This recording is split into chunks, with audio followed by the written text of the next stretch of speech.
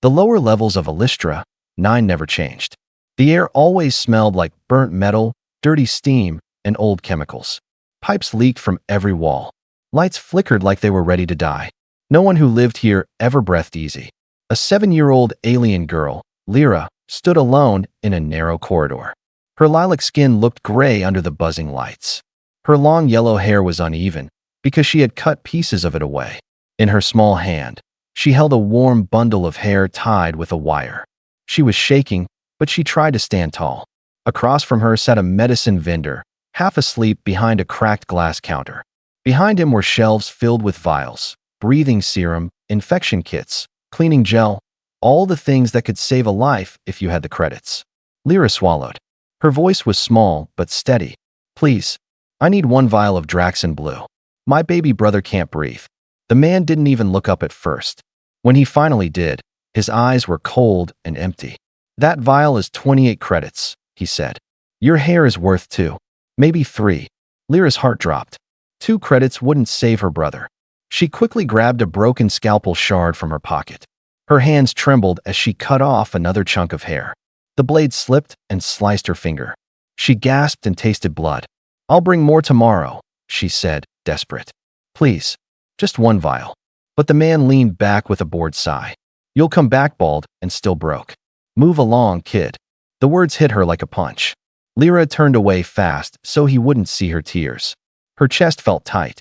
The room felt smaller. The air felt heavier. People walked past her, a worker with stained clothes, a food vendor shouting for buyers, a woman washing dishes in dirty water. No one stopped. No one cared why a child was crying while holding her own hair. Then someone did. From across the market square, a human man slowed his steps. He wore an old white coat with faded stripes. A metal case hung from his hand. His eyes were sharp, steady, and tired, like someone who had seen too much and still chose to help. This was Dr. Harlan. He watched the vendor wave the crying girl away like trash. He watched Lyra wipe her tears with her cut, shaking fingers. His jaw tightened. He crossed the square without hesitation. His boots splashed through a puddle of coolant. Lyra noticed him only when his shadow fell across the floor beside her. She jumped back, frightened. Humans didn't stop here. Humans didn't kneel. Humans didn't ask questions. But this one did. Dr. Harlan crouched down so his eyes met hers. His voice was low, calm, and strangely gentle. Where is your brother? Lyra stared at him, confused. No human had ever spoken to her like she mattered. He didn't look angry. He didn't look disgusted. He looked serious and worried. She swallowed hard. He's hiding in the pipes, she whispered. There was nowhere else. For a moment, Harlan didn't move. Then he picked up his metal case. Show me. Lyra hesitated. Was he serious? Was he truly going to follow her into the dark? His expression didn't change. She nodded slowly, turned toward the narrow corridor, and the strange human doctor followed her into the shadows, toward a baby who was running out of time. Lyra led Dr. Harlan deeper into the narrow corridor. The air grew colder. The lights dimmed until only a few weak blue panels flickered along the walls. Pipes rattled above them. Steam hissed through cracks like angry whispers. Harlan kept one hand on his metal case and the other ready to steady Lyra whenever the floor turned slick. Lyra moved fast, but her breaths were shaky. She kept glancing back to see if Harlan was still following her. Humans never followed anyone down here. Not unless they wanted trouble. But Harlan didn't slow. His boots splashed through puddles. His eyes stayed focused. Soon, the corridor narrowed so much they both had to crouch. The ceiling dripped with cold condensation. Lyra ducked under hanging pipework and pulled open a half-broken hatch wedged between 2 rusted beams. Inside, she whispered. She crawled in first. Harlan followed carefully, dragging his case through the tight opening. Inside was a forgotten hydro shed, maybe abandoned years ago. It smelled like metal, damp insulation, and something faintly toxic. A single broken vent spewed thin white gas into the air. The sound was soft, almost peaceful, if you didn't know how deadly it was. On a small pile of old insulation sheets lay a tiny baby wrapped in scraps of fabric, barely a year old, skin pale, breathing shallow and fast. Lyra rushed to him and gently lifted his tiny hand. No, I'm here. I'm here. Her voice cracked. Harlan knelt beside them immediately. His expression changed, focused, Serious, sharp. Not pity. Not fear. Professional concern. He pressed 2 fingers lightly on the baby's neck. Weak pulse. Too weak. He lifted his eyelid. Saw the glazed look. Then he looked up at the leaking vent, jaw tightening. You've been sleeping under that. Lyra nodded quickly. It's warm here. Everywhere else is cold. Harlan shook his head.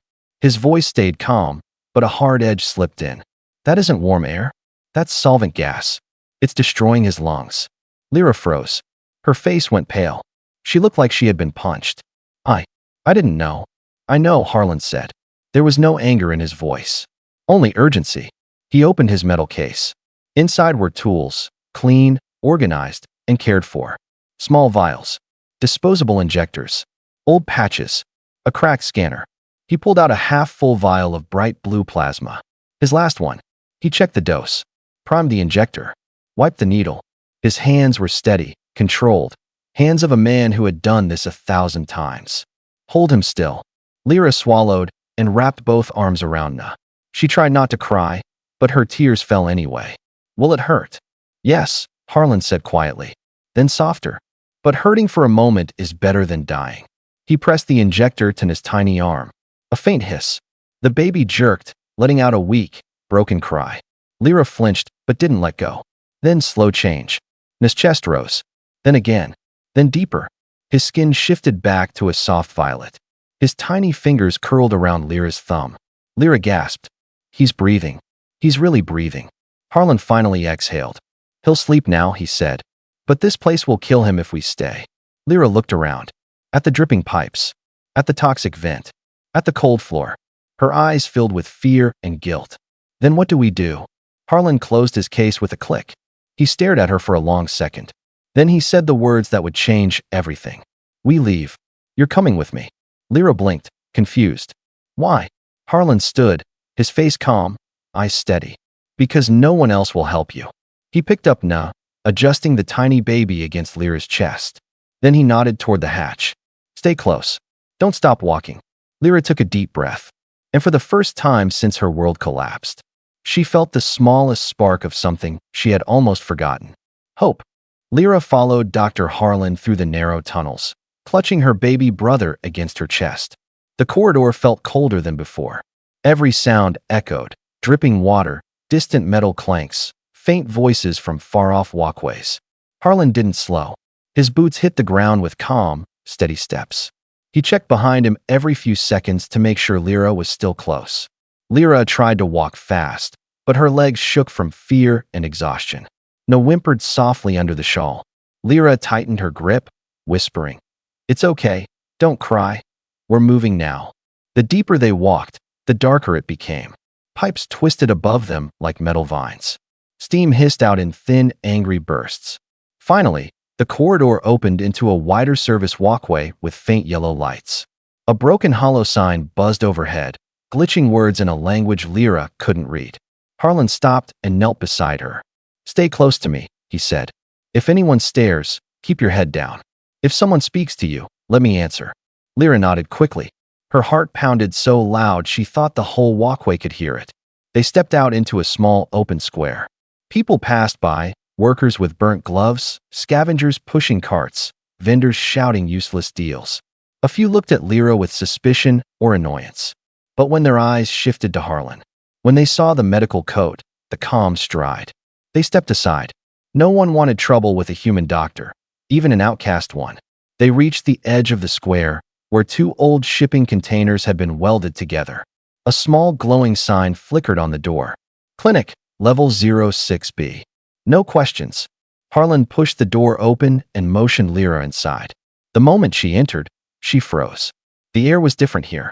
Clean. Warm. It didn't sting her throat. It didn't smell like rust. For a second, she felt dizzy, like her lungs didn't know how to accept good air. The floor was patch metal, but spotless. Shelves were neatly stacked with medical supplies. Tools were organized perfectly. A heater hummed softly in the corner. It was nothing like the pipes. It felt impossible. Harlan gently lifted Na from her arms and set him on a padded cot under a lamp. He checked the baby's breathing, slow, steady, improving. Lyra's body finally relaxed, and she almost collapsed from relief.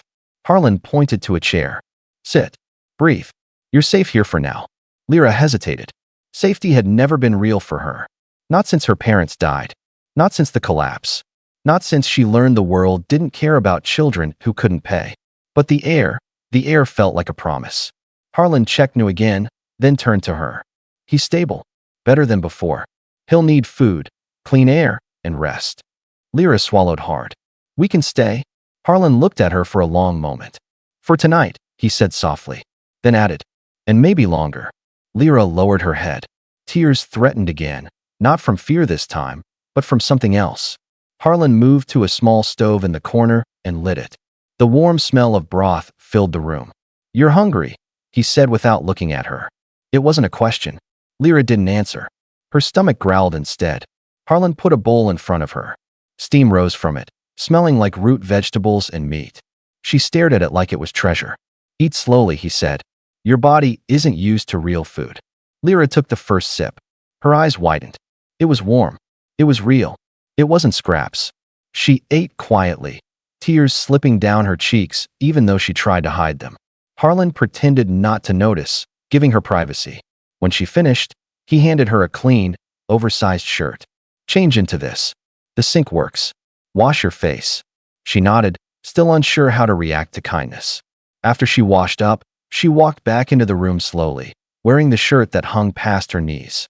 Harlan glanced at her, then at the cot where Anna slept. You'll sleep here tonight, he said. Both of you. Lyra sat beside her baby brother, stroking his tiny hand. For the first time in months, she whispered something she never thought she would say again. No, I think we found help. And in the quiet, humming clinic, Dr. Harlan allowed himself the smallest of smiles. Because he already knew this was only the beginning. The storm outside grew louder through the night. Metal panels shook. Vents rattled. The lower levels of Elistra 9 always sounded like they were falling apart. But inside Harlan's clinic, everything felt still. Lyra sat beside her baby brother, watching his small chest rise and fall. Each breath felt like a miracle. Each breath felt like time she never thought he would have. Dr. Harlan moved quietly around the room, checking supplies, tightening valves, wiping tools clean. He didn't rush. He didn't panic. He worked with the calm of someone who had lived through too many emergencies. Lyra kept glancing at him. Humans she knew were loud, careless, or cruel. But this one moved like the world made sense to him. Like he had a plan even in the darkest places. When the heater hummed warmer, Anna stirred. Lyra leaned forward quickly. Sure you're safe? I'm here. Harlan stepped over and checked the baby's forehead. Temperature is normal, he said. His lungs are clearing faster than I expected. Lyra exhaled a shaky breath she had been holding for hours. Harlan stood, wiping his hands. You both need rest, he said. I'll stay awake a little longer. I want to watch his breathing. Lyra blinked in surprise. You will stay awake, just for us? I've done more for less, he replied, but his voice softened. For a moment, Lyra didn't know what to say. No one had ever sacrificed anything for her. Not time, not sleep, not effort. She watched him sit at his desk, tapping notes into an old data pad. His shoulders were tense, but his eyes kept drifting back to Anna. As the clinic lights dimmed to night mode, the room looked warmer. Safer, different from the rest of the colony. Lyra lay down on the small cot next to her brother. She pulled the blanket Harlan gave her up to her chin. The air was clean. Her lungs didn't burn. Her throat didn't sting. She didn't cough once. In the darkness, she whispered, I didn't know places like this existed. Harlan heard her, but didn't answer immediately. He looked around the small clinic. Patched walls, old machines, glowing vents. A place built from scraps. Still standing. Finally, he said quietly, places only matter when someone needs them. Lyra didn't understand all of it, but she felt the meaning. A soft silence filled the room. Outside, thunder cracked against the station dome, but inside, peace settled slowly. After a while, Lyra spoke again. Why did you help me? Harlan didn't look up from his notes, but his voice carried truth that made her chest ache. Because someone should have helped you long before I arrived. Lyra felt something warm spread through her chest. Not fear. Not hunger. Something gentler. She hugged Anna closer. Will you turn us away when he gets better? Harlan stopped writing. He looked at her directly for the first time in minutes. No. The answer was simple. Solid. Final. Lyra bit her lip and lowered her eyes. Harlan leaned back in his chair. Sleep now, he said softly. Tomorrow will be busy. The next moments were quiet. His tiny breaths. The hum of clean air through the vents. The gentle crackle of the heater. And for the first time since the collapse, Lyra's body relaxed fully into a bed. As sleep pulled her under, she held on to one new truth. Sometimes, even in the darkest levels of a broken colony, a human can walk into your life and change everything. Morning on Lystra, 9 didn't come with sunlight. It came with a soft electric hum as the station lights brightened from gray to pale yellow. Lyra woke slowly, confused at first. No dripping pipes. No burning smell. No choking gas. Just clean air and the faint scent of warm broth. She sat up quickly, heart jumping. But Noah was still sleeping beside her, tiny breaths steady and strong. His skin looked healthier, glowing a gentle lilac again. Harlan stood near the sink, washing his hands. His coat was wrinkled from a long night, but his eyes were alert. "You slept well," he said. Lyra nodded shyly. "I didn't mean to sleep so much." "That's what normal rest feels like," he replied. "Your body needed it." He turned off the water and pointed toward the stove. "There's food. Eat before it gets cold." Lyra approached the bowl carefully, like it might vanish if she touched it too fast. The smell of warm root mash made her stomach twist with hunger. She took a bite, small, cautious, and her eyes widened. It was soft, warm, real. She ate slowly, remembering his warning. Harlan watched from the counter, arms crossed. "Your strength will come back," he said. "Not all at once, but it will." Lyra looked up. "Will you teach me more?" Harlan raised an eyebrow. "Teach you what?" She hesitated. "How to help."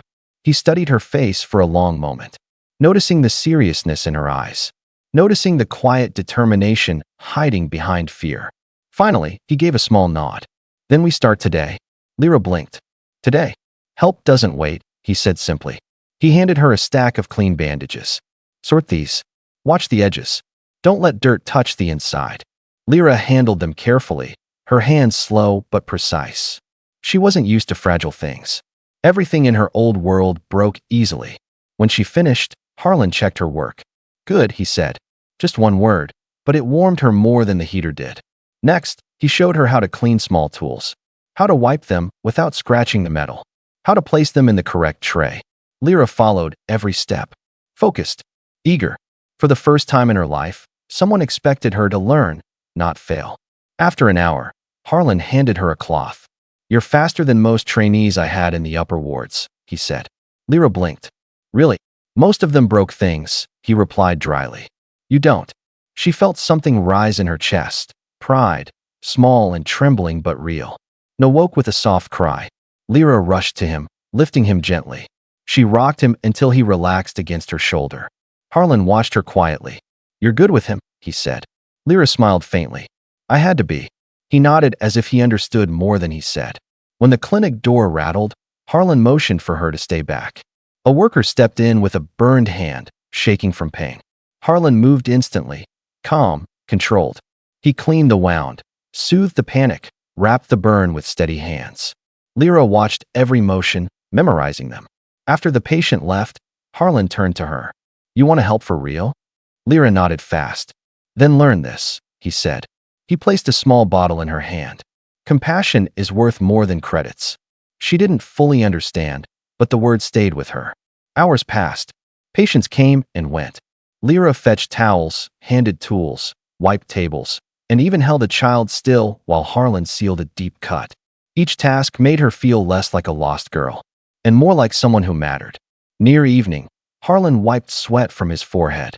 "Long day," he said. "You did well." Lyra looked around the clinic. Warm light, safe walls, her brother sleeping peacefully. For the first time, she didn't just feel safe. She felt useful. "Harlan," she whispered. Can we stay?" He met her eyes, serious but gentle. "This place has room," he said. "And you have work to do here." Her breath caught. A place to stay. A purpose. A future. All things she thought she would never have. She hugged Na close, heart swelling with something she couldn't name. And for the first time since the collapse, Lyra felt the beginning of hope, something stronger than fear. The heat hit Lystra, 9 like a hammer. By the next cycle, the lower levels felt like a giant metal oven. The vents pushed out weak air. The filters groaned. Even the lights flickered angrily. Lyra wiped sweat from her forehead as she folded clean cloths. Na slept in a small cradle near the heater, his tiny chest rising smoothly, finally healthy. Harlan checked the wall gauges again. The numbers dropped lower. Bad day for the lower sector, he muttered. Lyra tilted her head. Is something wrong? Harlan tapped the screen. When the vents fail, people can't breathe. He looked toward the door. And today, they will fail somewhere. Before Lyra could answer, a loud knock shook the door. A young courier stumbled in, gasping for air. Doctor, Sector G block. Filters down, people collapsing. Harlan grabbed his kit mid-sentence. How many? 6, maybe more. Harlan turned to Lyra. Stay here. Lock the door. Lyra shook her head instantly. No. You'll need help. I can carry respirators. I can move people. Harlan hesitated. She stood firm. Eyes steady. Voice strong. You taught me. Let me use it. After a long moment, he nodded. Fine. Mask on. No touching anyone without gloves. They left the clinic at a fast pace. The deeper they walked into G block, the thicker the air became. A gray haze floated across the floor. People coughed violently near dead vents. Lyra's heart pounded, but she moved. She remembered Harlan's words. Don't freeze, don't panic. The first victim lay slumped against a wall. A young worker, skin turning pale. Harlan knelt beside him. Lyra, respirator, now. She placed the mask on the man's face while Harlan injected a neutralizer. The man gasped, air rushing back into his lungs. More calls echoed from behind. Over here. 2 women and a child lay on the ground, coughing weakly. The haze grew thicker. Harlan coughed inside his mask. Drag them to the far corner, he ordered. Lyra nodded. She grabbed the child first, small, trembling, barely breathing. She pulled him across the floor, inch by inch, her arms burning from effort. She didn't stop. Harlan stabilized another patient. His movements were sharp and confident, even under pressure. Hold her steady, he said. Lyra held a woman's shoulders while Harlan injected serum. The woman's chest shuddered, then rose with a shaky inhale. The room slowly filled with the sounds of breathing instead of choking. 20 long minutes passed. Sweat pooled under Lyra's mask. Her hands shook, but she didn't let go of anyone until Harlan said the words. They're safe. The haze began to clear as Harlan rigged a temporary patch into the broken filter, a thin metal plate, and an old fan, forcing cleaner air into the room. Finally, the pressure eased. The emergency was over. Back at the clinic, Lyra sank into a chair. Her hands were red from disinfectant. Her arms trembled from dragging bodies twice her size. Harlan set 2 cups of clean water on the table. You shouldn't have come, he said. Lyra looked up. You would still be there if I didn't. A slow smile tugged at his lips. Your trouble. Good trouble. Harlan nodded once. The best kind. He reached into his coat pocket and placed something between them. A clean pair of medical gloves, folded neatly. You earned these, he said. And tomorrow, I'll teach you everything I know. Lyra stared at the gloves with wide eyes. Not scraps. Not pity. Not a handout. A tool.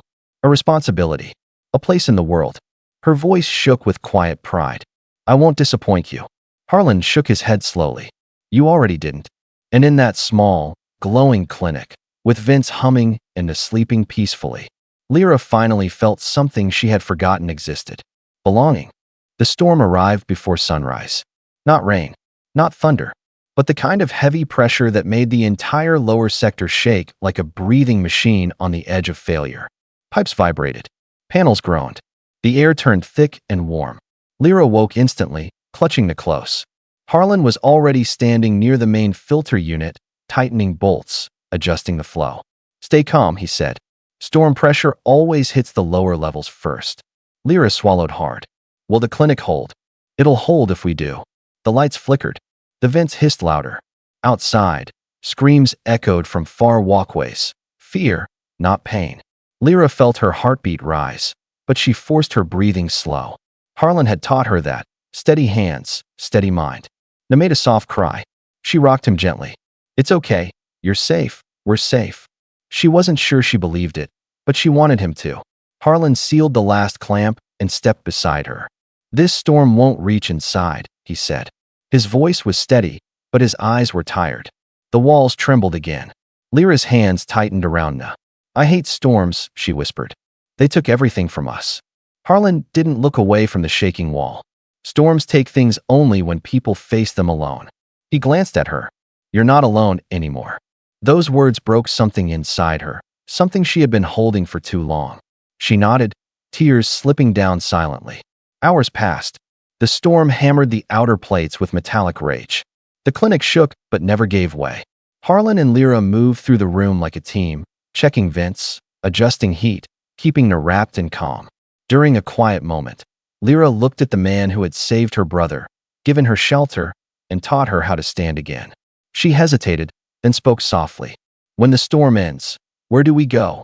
Harlan stared at the floor for a moment, as if choosing his words carefully. Then he walked to his desk, opened a small metal drawer, and pulled out a portable terminal with several blank identity tags stacked neatly inside. He set them on the table. We stay here, he said. All of us. Lyra blinked. You want us to live here? Harlan nodded. I'll register you under safe codes. Old loopholes. No one will question it. You'll have real IDs. A place to exist. Lyra's breath caught. Real IDs meant food rations. Medical rights. Protection from patrol sweeps. A future. She stared at him with disbelief. Why? Harlan met her eyes without flinching. Because you deserve more than running from vents to vents. He paused, then added quietly. And because I don't want you to leave. The clinic felt warmer at that moment, even with the storm growling outside. Lyra reached out slowly, placing her hand over his on the desk. Her voice trembled. We don't want to leave either. Harlan gave a small, tired smile. Good. He picked up the first ID tag and began entering data. Name, Lyra. Age, 7. Status, dependent. District, 06B. When the device beeped confirmation, Lyra flinched. Harlan handed her the glowing tag. You exist in the system now. She held it to her chest like it was the most important thing she had ever touched. When the storm finally weakened, the room grew quiet. Na slept peacefully in Lyra's arms.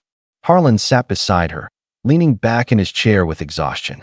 The three of them listened to the soft ticking of the cooling vents. For the first time since Lyra's world collapsed, she felt something solid. A home. She whispered. We're not alone anymore. Harlan looked at her, eyes softer than she had ever seen. You never will be. As the last echoes of the storm faded into silence, the small clinic on level 06B became something rare and precious. A place where broken people healed, where a human who refused to stop caring found purpose again, and where an alien girl who once tried to sell her hair for medicine found a family she never expected.